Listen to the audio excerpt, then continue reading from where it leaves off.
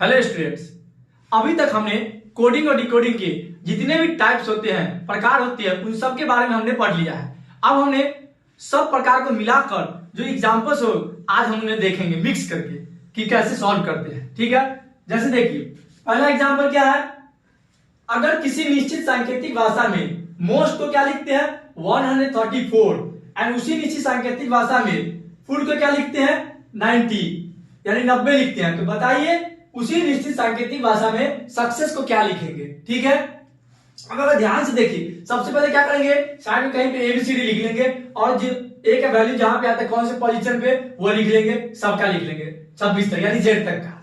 अब देखिए सबसे पहले देखते हैं कि एम कितने नंबर पे आता है 13 नंबर पे, इसके नीचे 13 लिख लेते हैं 13। ओ कितने नंबर पे आता है 15 नंबर पे, 15 लिख लेते हैं। एस कितने नंबर पे आता है 19 नंबर पे। टी कितने नंबर पे आता है 20 नंबर पे। सबको जोड़िए 13 प्लस 15 28, 28 प्लस 20 48, 48 प्लस 19 48 प्लस 19 9 8 17 यानी 67 यानी 67। ठीक है, इन सबका वैल्यू को अगर जोड़ दे तो 67 आता है। अगर इसको मैं 2 से गुना कर दूं क्या 134 आ जाएगा। जो मेरा वैल्यू जोड़ के आया यानी इन सबको जोड़कर जो आया उस पूरे को अगर 2 से मैं गुना कर दूं तो 134 आ जाएगा।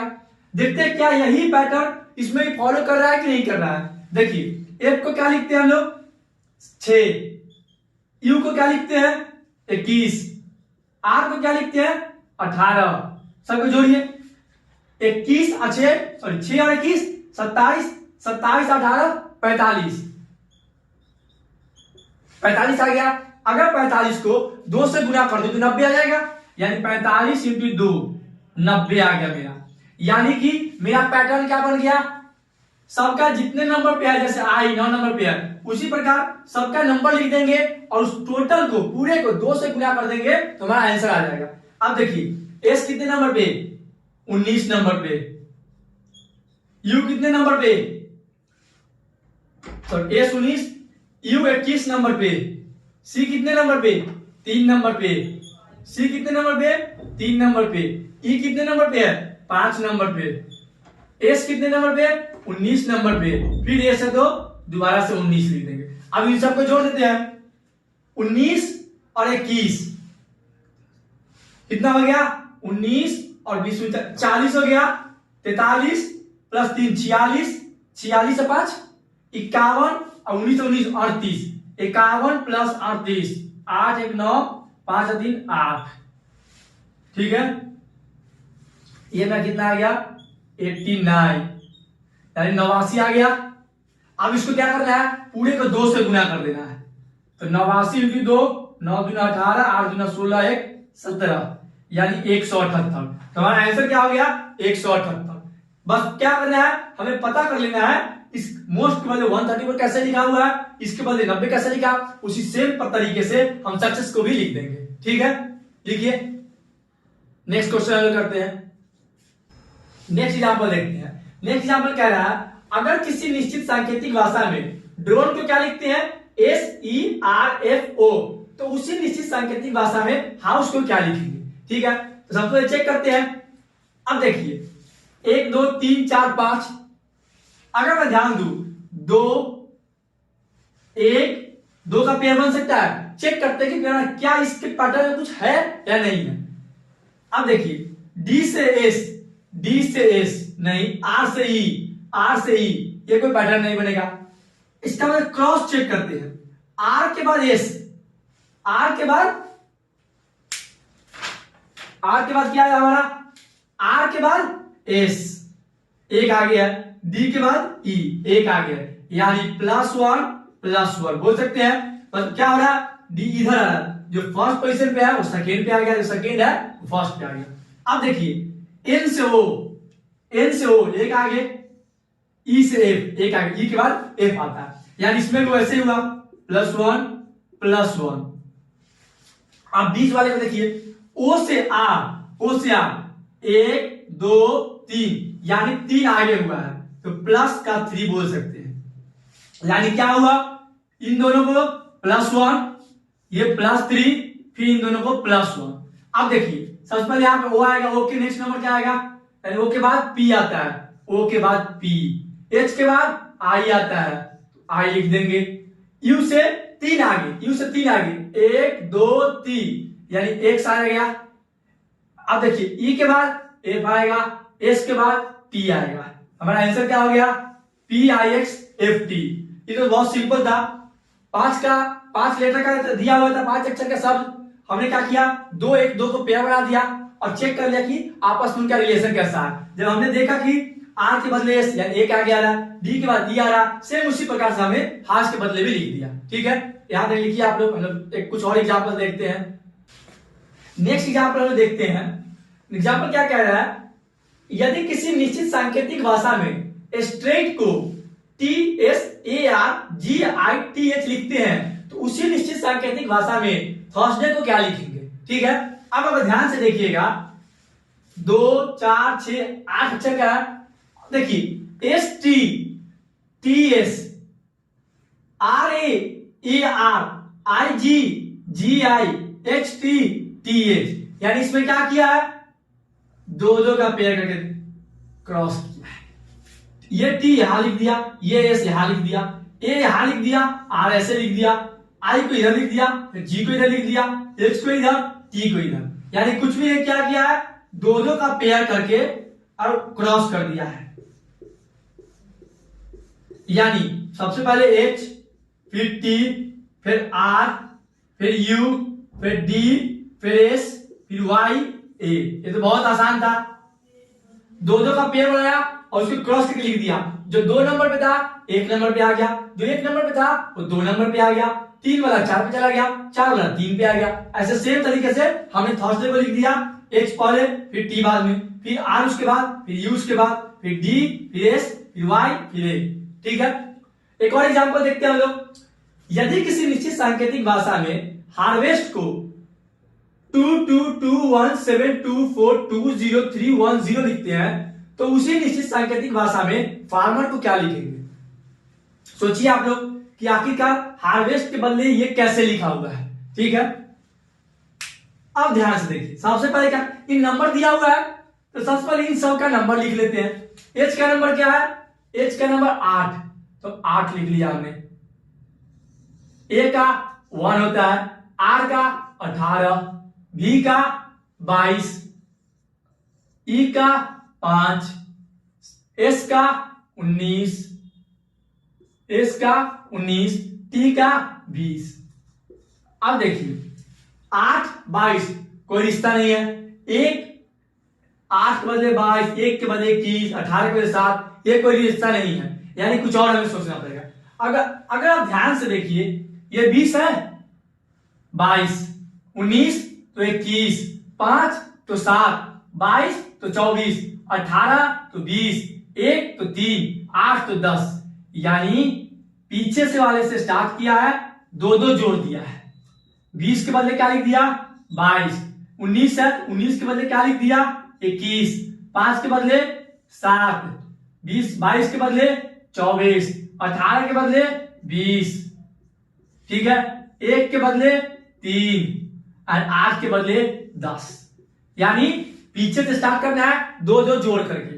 अब देखिए सबसे पहले इसका नंबर वैल्यू लिख लेते हैं। F कितने नंबर पे आता है, 6 नंबर पे, A 1 नंबर पे, R 18 नंबर पे, M कितने नंबर पे आता है, 13 नंबर पे, E 5 नंबर पे और R आ गया हमारा 18 नंबर पे। सबसे पहले 18 में 2 जोड़ देते हैं, 18 में 2 जोड़ के लेकिन कितना आ गया, 20, ठीक है। 5 में 2 जोड़ देते हैं तो 7, 13 में 2 जोड़ देंगे तो 15, 18 में 2 जोड़ देंगे तो 20, 1 में 2 जोड़ देंगे 3, 6 में 2 जोड़ देंगे तो 8, यानी हमारा आंसर क्या आ गया, 207152038। यानी इसमें पैटर्न कैसा था, नंबर में क्या किया, पीछे वाले को सबसे पहले आगे लिखा, सबको 2 जोड़ दिया, उसी प्रकार हमने पूरा का लिख दिया। जो नंबर जिस नंबर पे वैल्यू आता था उसको मैंने क्या किया, 2 जोड़ के लिख दिया, पीछे से स्टार्ट करके, यानी आगे से नहीं पीछे वाले से। 18 तो 20, 5 तो 7 ऐसे लिख दिया। मतलब कहने का मतलब है इस टाइप के भी क्वेश्चन बनते हैं। ठीक है, यहां तक लिखिए आप लोग। अब देखिए एक और एग्जांपल कह रहा है, यदि किसी निश्चित सांकेतिक भाषा में डॉन को 3 4 5 लिखते हैं, रोम को 6 4 1 2 लिखते हैं, तो बताइए उसी निश्चित सांकेतिक भाषा में रैंडम को क्या लिखेंगे। अब देखिए DONROAM, क्या इन्हीं दो अक्षर से बढ़ के ये नया शब्द बना हुआ है। R है, A है, N है, D है, O है, M है, यानी इन्हीं दो से मिलके ये बना। इसको बोलते हैं कॉमन पैटर्न। जब दो शब्द के कोड से यानी जब दो शब्द से मिलकर तीसरा शब्द बना हो, उस वक्त हम लोग कॉमन कॉन्सेप्ट यानी कॉमन पैटर्न का मेथड यूज करते हैं। यानी डी का कोड क्या हो गया 3, डी का कोड 3, ओ का कोड 4, एन का कोड 5, आर का कोड 6, ओ का कोड 4, ए का कोड 1 है, एम का कोड 2। अब देखिए आर का कोड क्या है 6, तो हम इसके नीचे 6 लिख देंगे। ए का कोड क्या है 1 लिख दिया।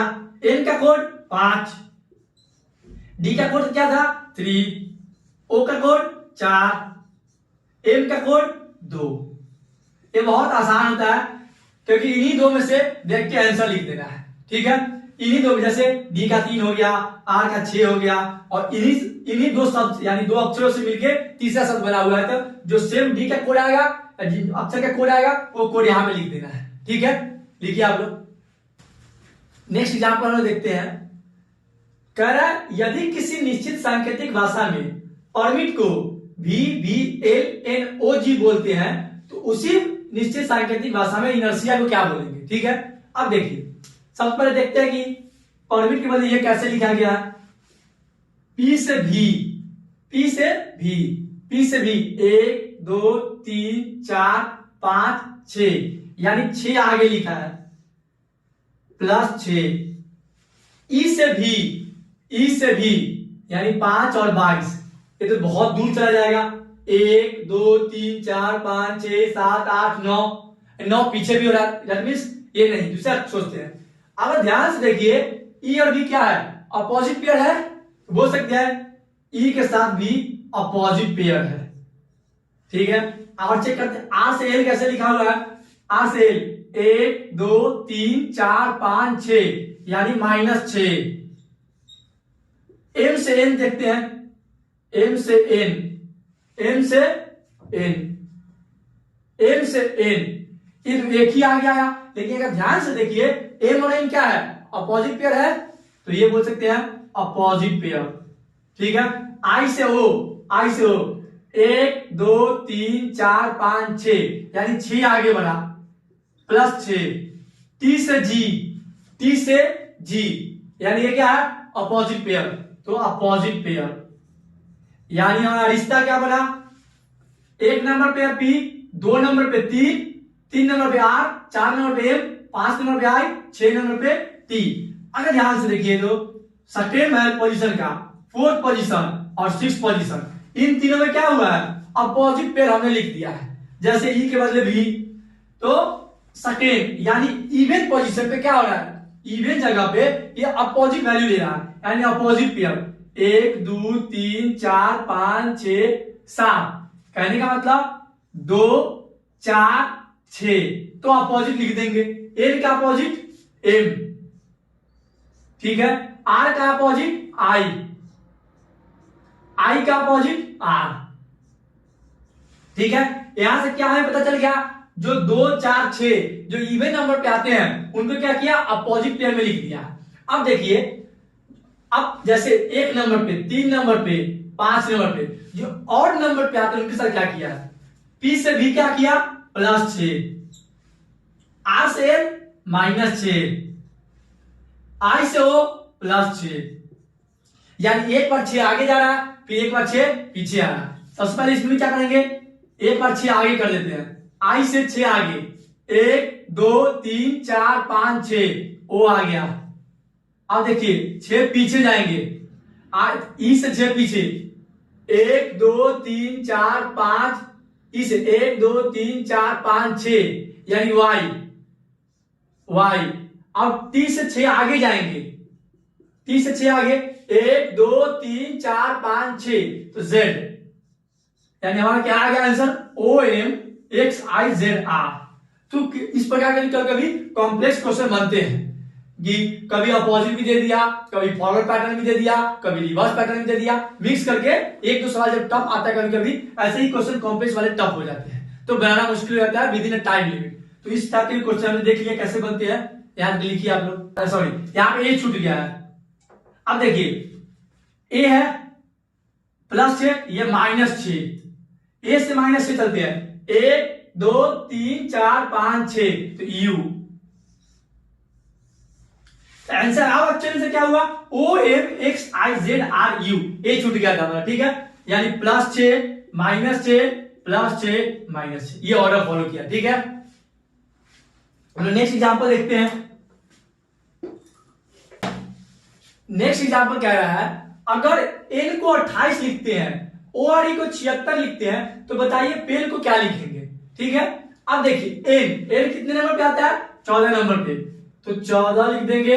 अब यहाँ पे 28, यानी इसको 2 से गुना कर दिया तो वही 28 आया होगा, ठीक है। अब देखिए इसको भी चेक करते क्या वही पैटर्न फॉलो कर रहा है कि नहीं। ओ कितने नंबर पे है, 15 नंबर पे। आर कितने नंबर पे, 18 नंबर पे।